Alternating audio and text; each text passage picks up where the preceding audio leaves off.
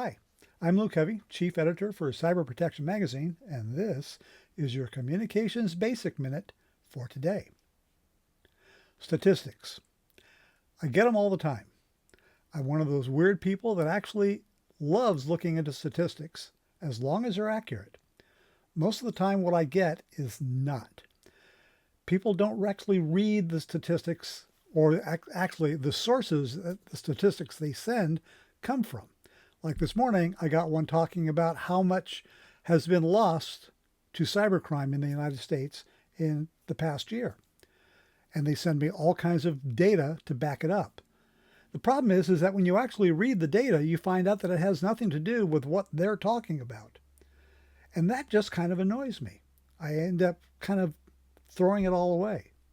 So if you actually understand the statistic and how it relates to you, you can get a story out of it. But you need to learn how to do that. And we will cover that in our media training program that comes from Cyber Protection Magazine.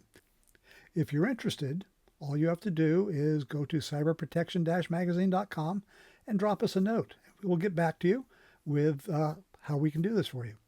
Thanks for listening.